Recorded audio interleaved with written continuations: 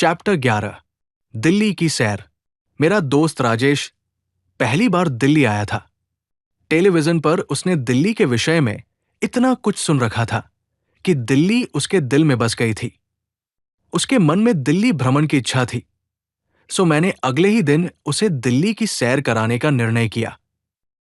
अगले दिन सुबह मैंने उसे नाश्ता घर पर नहीं करने दिया, बल्कि उसे साथ लेकर चावड़ी बाजार पहुंच गया।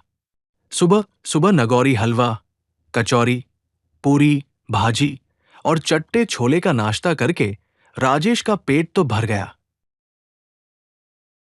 लेकिन मन नहीं भरा। चावड़ी बाजार के सामने जामा मस्जिद के बगल से गुजरते हुए हम दोनों चांदनी चौक आ पहुंचे। शीशगंज गुरुद्वारे से गुरुबानी के सबद के स्वर प्रवाहित हो रहे थे। हमने सिर पर रुमाल बांधकर गुरुद्वारे में मत्था टेका और फिर चांदनी चौक की मुख्य सड़क पर खड़े होकर लाल किले पर फहराते राष्ट्रीय ध्वज को देखकर मन तिरंगा हो उठा। राकेश भावुक होकर बोला, वेद भाई, इस लाल किले ने हमारी स्वतंत्रता के संग्राम की गवाही दी है।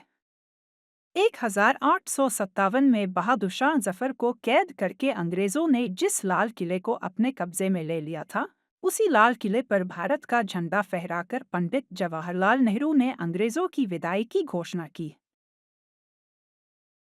हम देर तक लाल पत्थर के किले पर फहराते तिरंगे को निहारते रहे। दरीबे की करारी जलेबियों ने हमें अपनी ओर खींचना चाहा, लेकिन पेट में तिल भर जगह नहीं थी। चांदनी चौक की यह सड़क सांप्रदायिक सद्भाव का उदाहरण प्रस्तुत कर रही थी।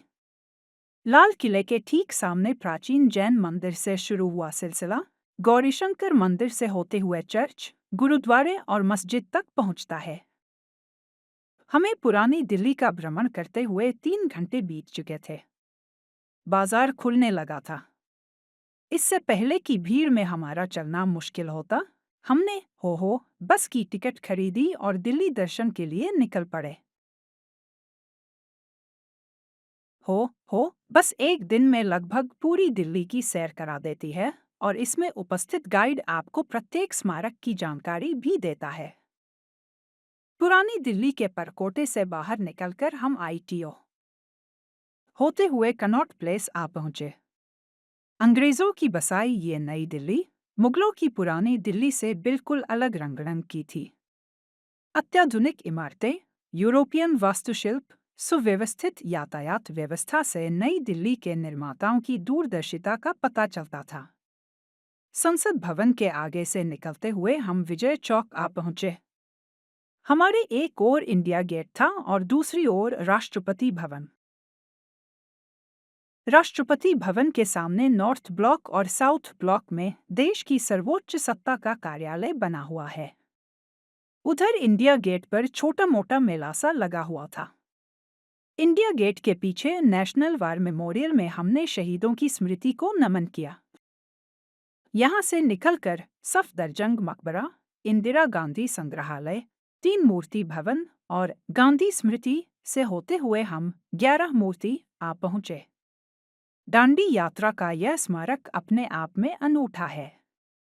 पहले 500 रुपए के नोट के पीछे इसी मूर्ति का चित्र प्रकाशित किया जाता था। कहीं जा सकते हैं? गांधी स्मृति के बाद हम 11 मूर्तियों के पास पहुंचे थे। राजेश के मन में गांधी जी के प्रति श्रद्धा उमड़ रही थी। मैंने उससे मंगरौली में कुतुब की ओर चलने का आग्रह किया तो वो बोला, यार वेद, क्या हम हो के रूट से अलग भी कहीं जा सकते हैं? क्यों नहीं जा सकते भाई? तुम जब चाहो हो का रूट छोड़कर अपने अनुसार चल सकते हो। मैंने उसे सिस्टम समझाते हुए कहा। तो फिर राजघाट चलते हैं यार। मुझे इस महापुरुष की समाधि के दर्शन करने हैं। मैंने एक ऑटो रिक्शा वाले को रोका और सीधे राजघाट आ पहुंचा। लेकिन समाधि पर जाने से पहले मैंने राजेश को गांधी संग्रहालय दिखाया। महात्मा गांधी के जीवन की तमाम स्मृतियां गांधी संग्रहालय में सुरक्षित थी।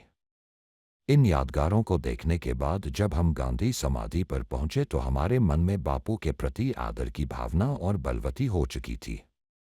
हम देर तक गांधी समाधि के काले पत्थर पर धातु से लिखे, हे राम के अक्षरों को निहारते रहे। दोपहर हो चुकी थी। सुबह का नाश्ता अब तक पच चुका था और पेट में चूहे दौड़ रहे थे। मैंने राजेश के साथ एक अच्छे रेस्तरां में भोजन किया और फिर उसे लोटस टेम्पल, इस्कॉन मंदिर दिखाते हुए कुतुब मीनार की ओर ले आया। कुतुब परिसर में हमने खूब फोटोग्राफी की। शाम होते होते हम घर की ओर चल दिए। दिल्ली में देखने को अभी काफी कुछ रह गया था। बिरला मंदिर, कालकाजी मंदिर, भैरव मंदिर, छतरपुर मंदिर, अक्षरधाम, झंडेवालान, हुमायूं का मकबरा, रहीम का मकबरा, हजरत निजामुद्दीन, बख्तियार काकी की दरगाह, दादाबाड़ी, अहिंसा स्थल, बंगला साहिब, माता सुंदरी, जंतर मंतर, मिर्जा गालिब की हवेली, अग्रसेन की बावड़ी, दिल्ली हाट और न जाने कितने ही स्मारक छूट गए, जिनमें इतिहास की करवटें कैद हैं। सरोजिनी नगर, करोल बाग, खारी बावली और गांधी नगर जैसे बाजार भी नहीं देख पाए। Indraprastha park, Lodhi garden, garden of 5 senses और नेहरू पार्क जैसे बड़े बड़े पार्क भी छूट गए और रेल संग्रहालय, नेशनल म्यूजियम जैसे बेजोड़ संग्रहालय भी नहीं देख पाए। मैंने मेट्रो रेल के माध्यम से घर लौटते हुए राजेश को बताया। दोस्त, दिल्ली 17 बार बसी है। पांडवों ने इसे इंद्रप्रस्थ कहा और उसके बाद अनंगपाल तोमर ने लाल कोट के नाम से इसे बसाया। किला राय पिथौरा, सिरी फोर्ट, तुगलकाबाद, जहांपनाह किला, कोटला फिरोज शाह, पुराना किला, दीनपनाह और शाहजहानाबाद से होते हुए यह शहर नई दिल्ली के नाम से अंग्रेजों की राजधानी बना। इसी दिल्ली में औरंगजेब ने शाहजहां को गद्दी से हटाकर स्वयं को सम्राट घोषित किया। जिस स्थान पर औरंगजेब की ताजपोशी हुई, वह आज भी दिल्ली के शालीमार गांव में सुरक्षित है। राजेश ने हंसते हुए कहा। यार, तुम तो दिल्ली के पूरे गाइड हो। मैंने उत्तर दिया। यह शहर है ही इतना प्यारा कि यदि इसे करीब से देखो तो इससे मोहब्बत हो ही जाती है। राजेश 21वीं सदी की धड़धड़ाती मेट्रो रेल में बैठा हुआ, खामोश खड़े इतिहास के खंडहरों को देख रहा था। हमें बैठने को सीट मिल गई थी, लेकिन मेट्रो खचाखच भरी हुई थी।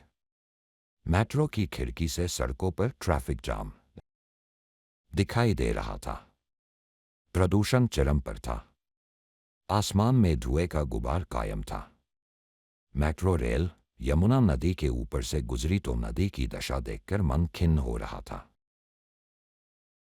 राजेश ने व्यंग्य करते हुए कहा। क्यों भाई दिल्ली वालों, ये क्या दशा बना रखी है तुमने अपने शहर की? न आबादी पर कोई नियंत्रण है, न प्रदूषण पर। ऐसे ही चलता रहा तो तुम लोग दिल्ली को 18वीं बार फिर उजाड़ दोगे। मुझे उसकी बात सुनकर शर्मिंदगी महसूस हुई। मुझे एहसास हुआ कि दिल्ली को उजड़ने से बचाने के लिए सरकार के साथ साथ निजी स्तर पर भी प्रयास करने होंगे। हम सबको अपना योगदान देना होगा ताकि हमारे देश की ये खूबसूरत राजधानी दिल्ली फिर से भारत का गौरव बन सके। वेद प्रकाश वेद।